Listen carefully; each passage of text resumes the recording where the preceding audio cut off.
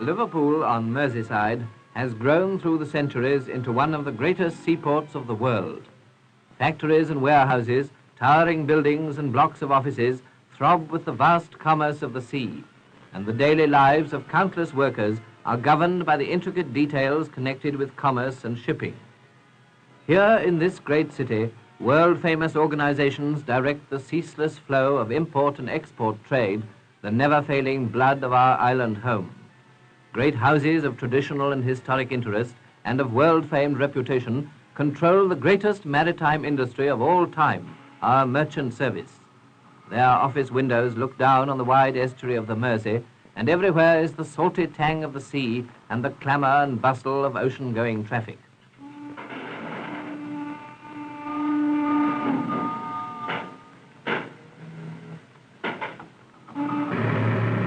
In the early hours of the morning, those who work on the ships and in the dockyards begin to pour into Merseyside from the outlying districts. They are followed by the office workers and those with business in the city who come from across the river from the large residential area of Cheshire, known locally as the Wirral. They come by ferries, the famous Wallasey ferries, one of the largest undertakings of its kind in the world, which maintains its service night and day and is never stopped, even by the dense fogs which blot out the great estuary so often in winter time. As we approach across the water, the docks become clearer in the smoke and haze, and we get an impressive picture of the huge area they cover. To reach any part of them, we must change onto the Liverpool Overhead Railway, another world-famous feature of Merseyside, which links up the 70 docks and 28 miles of yards and warehouses. We have followed the dockers down to the scene of their work, the ships themselves brought alongside to discharge their precious cargoes.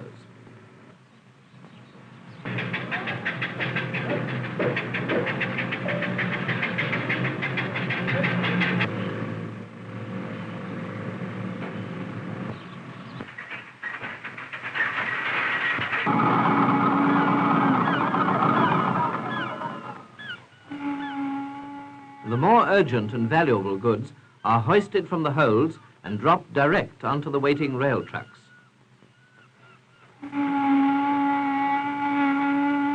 While others are temporarily stored in the waterside goods yards until transport is available to carry them to neighbouring warehouses or the great marshalling yards.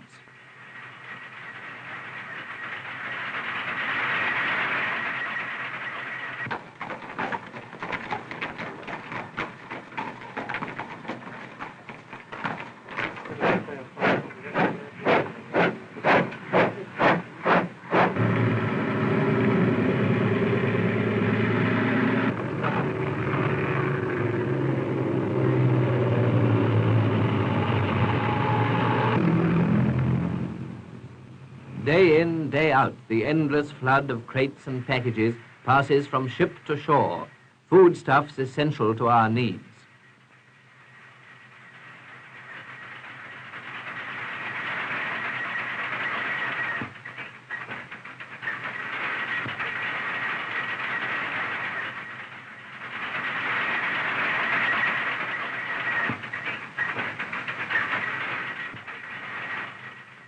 Some of the cargoes are transshipped to barges and embark on a voyage of a different kind down the pleasant waterways of England, such as the Bridgewater Canal, which connects the great seaport with our industrial centres.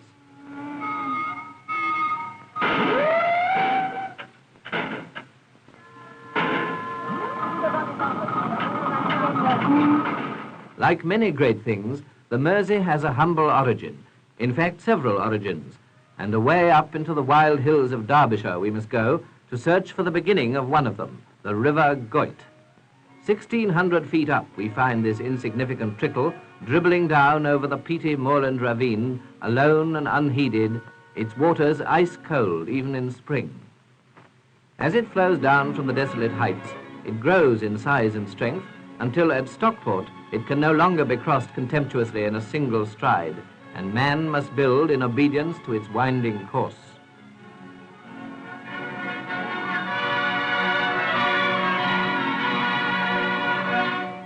And here the Goyt receives a reinforcement, the River Tyne, and from then on, as the Mersey, they sweep triumphantly together through the city. In the centre of Stockport, it is lost to view under Mersey Way, an engineering achievement which provides a valuable roadway for traffic passing through the city 30 feet above the water. Under Mersey Square, it reappears and quietly leaves the town under a network of bridges and viaducts.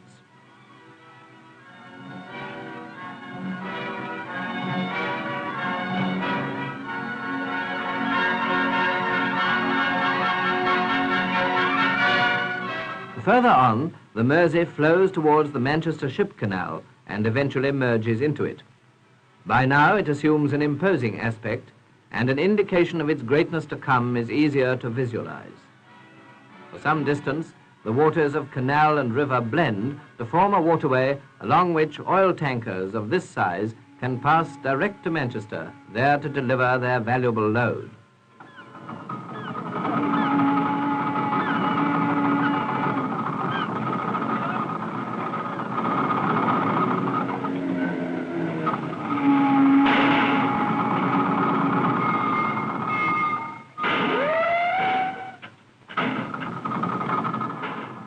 But Britain must deliver the goods overseas, and into Liverpool pours a steady stream of home-produced articles to meet the constant demand of buyers abroad.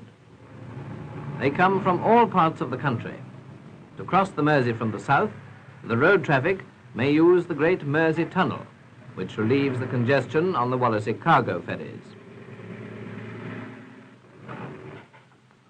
Day and night, these sturdy little vessels shuttle to and fro across the estuary from the Cheshire coast to Liverpool, their broad decks crammed with road transport.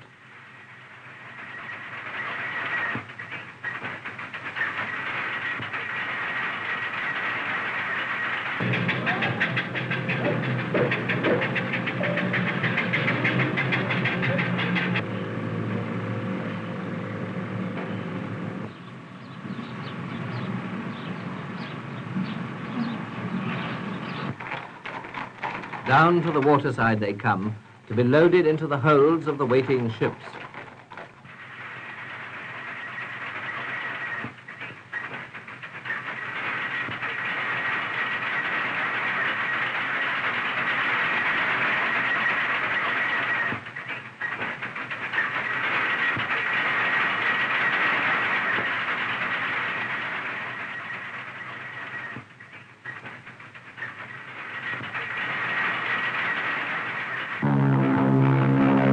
Again, Merseyside prepares to say bon voyage to a departing vessel. Steam is up, and soon, amidst the magical last-minute hubbub of shouts and creaking ropes, hooting tugs and churning water, she will glide into the estuary and out to the sea, down past the incoming traffic, her screws threshing the waters of the Mersey. And the Mersey salutes her and awaits her safe return.